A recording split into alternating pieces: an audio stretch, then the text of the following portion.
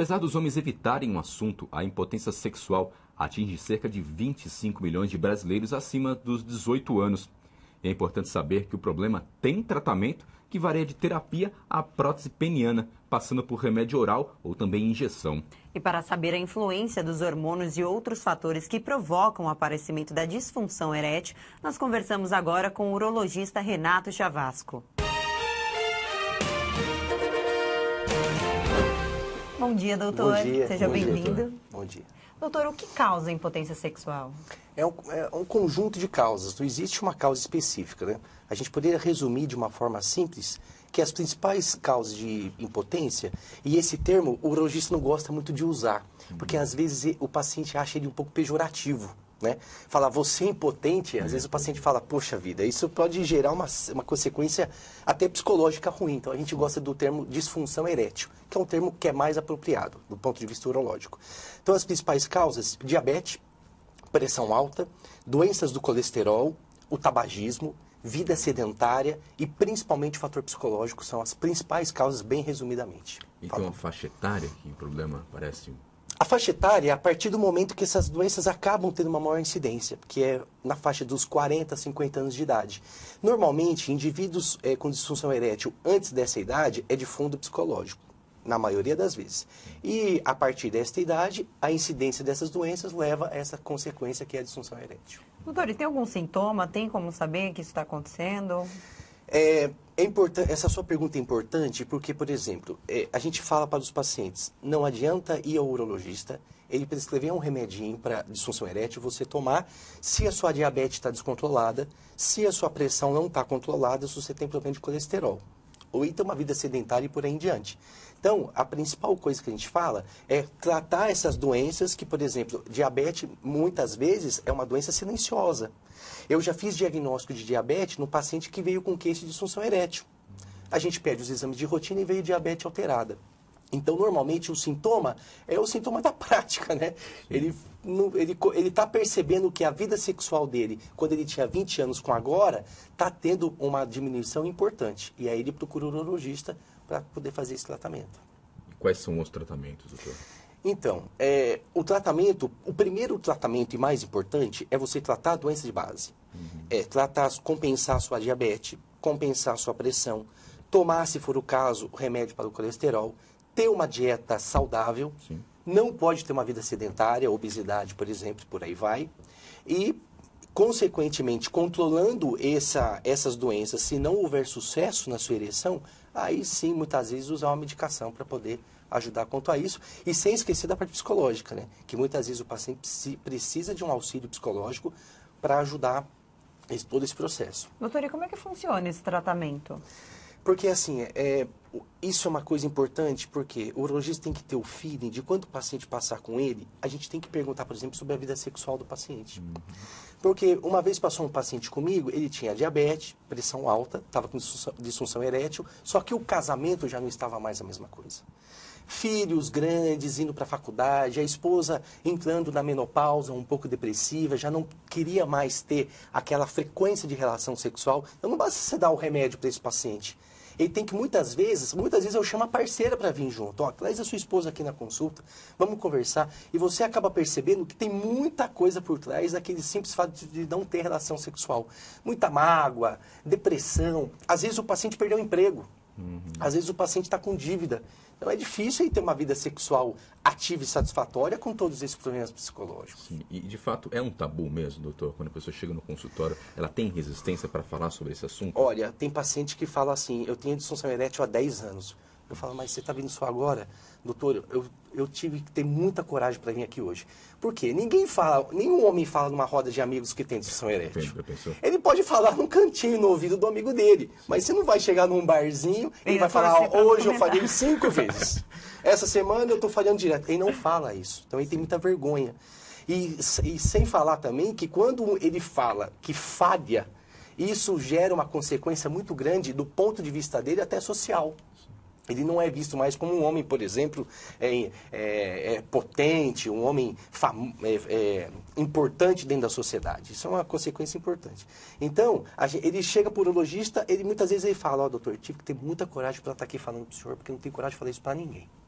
Muitas vezes nem para irmão, por exemplo. E normalmente a parceira também incentiva?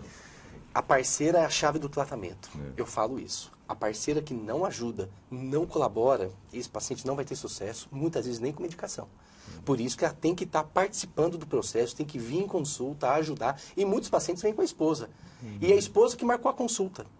Ele falou, doutor, não tive coragem, ela me estimulou, eu vim aqui marcar a consulta e está junto comigo. Esse paciente, comparando com aquele em que a esposa não ajuda, vai ter muito mais sucesso, muito mais chance de melhora. Com certeza, isso não é uma questão só de cobrar, né? Tem que ajudar também. E uma né? coisa importante que o paciente tem que saber é que por trás da disfunção erétil, a disfunção erétil é só uma cortina. Por trás está uma diabetes que pode estar começando, uma pressão alta, um problema de colesterol. Doutor, e o cigarro, ele provoca impotência? Provoca impotência, isso já está provado, isso não é tabu, não estamos falando aqui de boca. O cigarro tem várias substâncias, principalmente a nicotina, que age na artéria peniana, fazendo com que ela acabe se fechando, tendo uma estenose, gerando menos sangue na hora da ereção. Então, parar de fumar é ponto pacífico no tratamento. Então, a combinação cigarro e estresse? Cigarro, estresse, obesidade, vida sedentária, nem precisa muitas vezes ter diabetes, pressão alta. Só isso já é um fator importante. E em relação à prótese peniana, o tratamento é o limite do tratamento? Existe o tratamento de primeira linha, o tratamento de segunda linha e de terceira linha. O de primeira linha são os remédios orais, que foi o grande boom aí na década de 90. O de segunda linha é a aplicação de drogas no próprio pênis, que o próprio paciente aplica para poder ter uma ereção. E a terceira linha é a prótese peniana. Hoje já tem-se uma tendência de sair da droga oral, aquela que não fez efeito, e pular para a prótese peniana. Mas são casos muito bem selecionados. E precisa tentar todos os remédios várias vezes, com insucesso, para você poder indicar a prótese peniana. Não é o tratamento nunca de primeira escolha. Esse tratamento oral, ele é demorado? Como é que ele funciona? O tratamento oral, nós temos aí o sildenafil, Vardalafil, Tadalafil, várias drogas. Cada uma tem uma indicação. Para uma droga falar que não funciona, que não tem efeito, ele tem que tentar no mínimo de 4 a 6 vezes. Cada tentativa com cada remédio.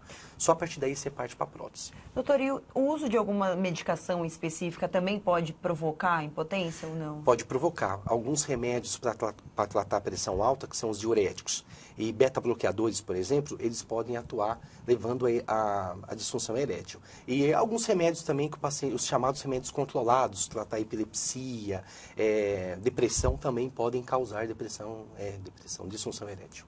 Em relação ao Viagra, ele mudou o patamar da utilização? O Viagra foi a grande revolução do mercado dentro da urologia na década de 90.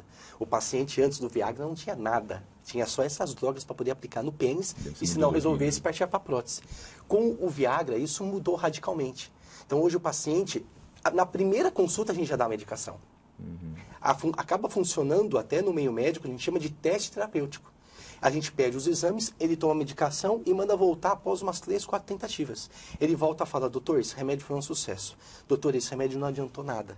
É que hoje tem Viagra, tem Cialis, tem Levitra, então tem mais opções do que o próprio Viagra. O Viagra acabou ficando mais conhecido, né? É mais conhecido, né? Mas também tem outro lado que é o uso indiscriminado desses remédios. Então, existem alguns medicamentos, tem um medicamento, ele chamado, se eu não me engano, Pramil. Este remédio não tem registro na Anvisa, não tem registro nos órgãos americanos e é vendido ainda pelo esquema aí por fora em algumas farmácias. E é uma bomba relógio. E muitos remédios são importados do Paraguai. E eu falo para o paciente, eu dou a receita para você comprar um remédio, um Viagra, por exemplo. Ele custa em média, aí, se eu não estiver enganado, 20 a 30 reais um comprimido. E você acha um por 5 reais, não compre. Tem camelô em São Paulo que vende esses remédios.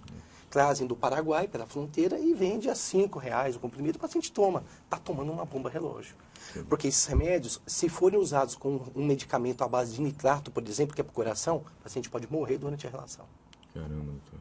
Bom, doutor, para a gente encerrar, então faz um apelo para o pessoal que tem problema, procurar um especialista e não se automedicar. Né? A gente costuma falar o seguinte, procure um médico, né? Acima de tudo, não escute o vizinho. Eu tomei o Viagra e para mim foi um sucesso. Eu tomei o Levitra e para mim foi um sucesso.